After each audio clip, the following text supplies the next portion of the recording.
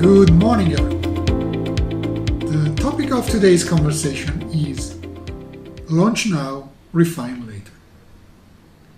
I wish I had a dime for every time people tell me that they are willing to put their work out for the world to see, be they photographers or any other kind of visual artist.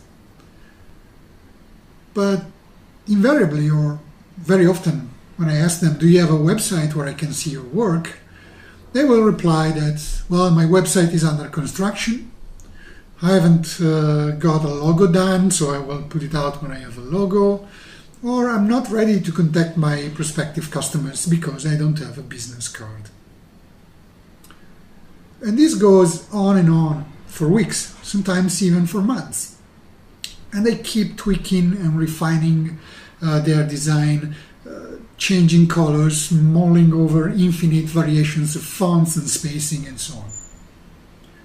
Meanwhile, other people put up a simple website with a few galleries, an about page, a contact page, very important, and just their name in the top left corner in a nice font instead of a logo.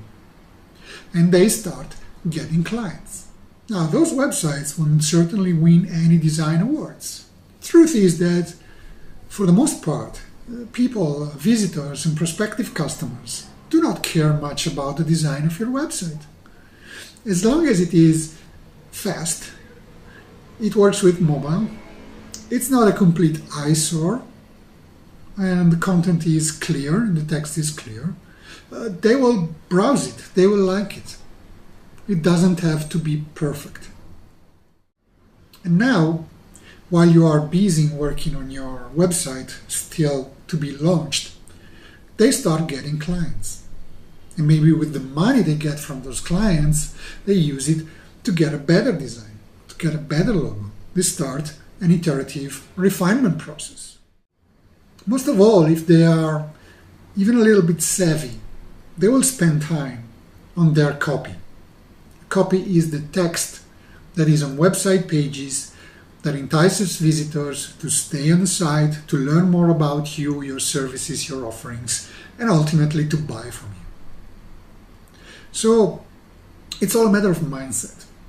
You can either adopt the good enough mindset and put out something now, or you can adopt the perfectionist mindset and keep tweaking on your website until it's perfect and never getting anything really done. Now, we know the latter is a mistake, but also putting out something that is good enough and never iterating it, never refining, would be an equally grave mistake. The trick here is to produce something that is good enough and then start iterating and refining it, right? You don't want to leave it at where it started. You want to make it better. It can never be perfect, but it can get better. It's important that you do this based on data. You test different variations of your design, of your text, of your images, and see which ones lead more visitors to stay on your website, or which ones lead to more conversions, if you have anything to sell. And don't be afraid that people will think you're an amateur if your logo isn't perfect. The truth is, nobody cares much about that. And especially if you change your logo and you get a better one, nobody will remember your old one. I want to quote here the words of a well-known marketing expert, a marketing guru, we might call him Seth Godin. And Seth Godin had this to say. He wrote this about logos. He wrote, here's a simple test. Ask a few people to name a logo they like. With very few exceptions, people will choose a logo that's associated with a brand that they admire. That's because what makes a good logo is a good brand, not the other way around. So with that in mind, I want to give you a few practical suggestions on how to get started without being completely overwhelmed by possible choices. And I'm not affiliated with any of the companies I'm going to mention here. I've just satisfied customers of them, or have been a satisfied customer in the past. So my first recommendation is Squarespace. Squarespace.com is a platform for creating websites. It's all WYSIWYG driven, point and click. You can create very beautiful looking, very professional looking websites that are responsive, mobile ready, with a few clicks. It doesn't require, not only it doesn't require any programming knowledge, it doesn't require even a lot of technical knowledge. And you can get a website, a very nice website, up in a few hours. They have plans that start right now, I believe, at $144 per year, which is reasonably cheap. And this includes a custom domain name, which is very important because you want a website under something like yourname.com, not under yourname.squarespace.com or yourname.wordpress.com or wix.com or whatever. Personally, I'm a user of WordPress. I love WordPress. All of my websites are on WordPress. But let's face it, WordPress is more complicated. It offers more options, it's more powerful. But there's a lot of choices that you have to make, and you need to be a little bit more technical savvy. Still, you don't have to be a developer, but if you want something quick and you're just starting out, you cannot go wrong with Squarespace. And the nice thing is that once you have a website with Squarespace, and later you want to migrate to WordPress, Squarespace offers you a feature where you can export the contents of your website in a format that can be imported into your WordPress site. So you're not going to lose any content. If you need a logo, one thing that you can do is just put your name there with a nice font. Sometimes that's all you need.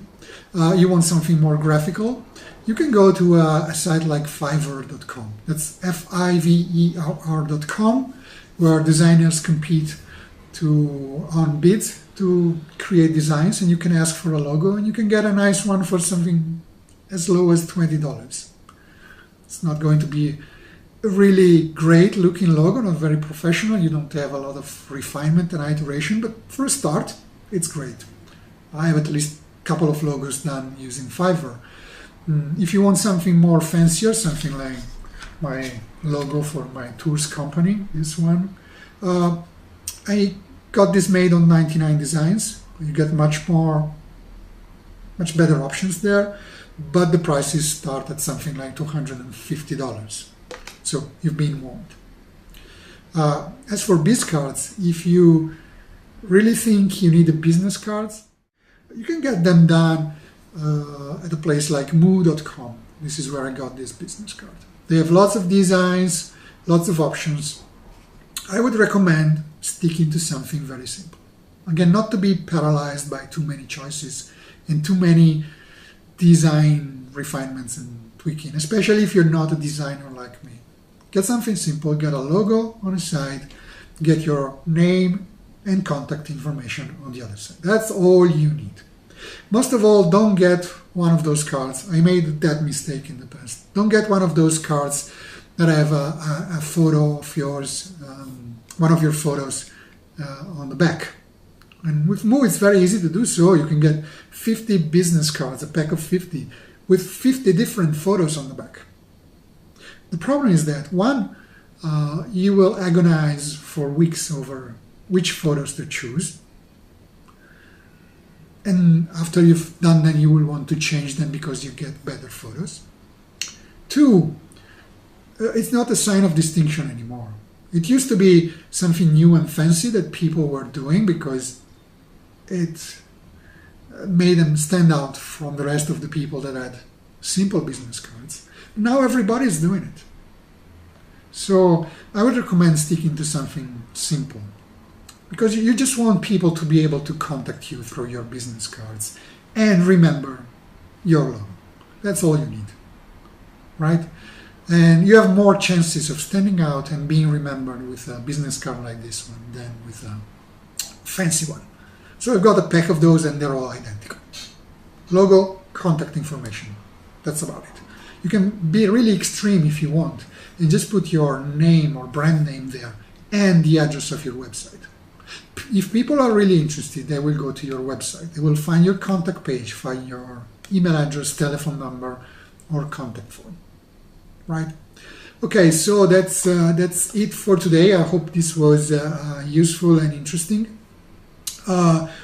If you want to find more of like this or these other episodes of this podcast/video series, you can go to my website at www.ucfood.me.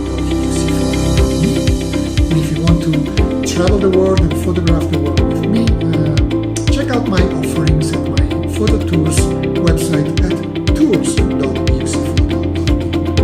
It's here. Anyway, again, that's all for today. Thanks for listening.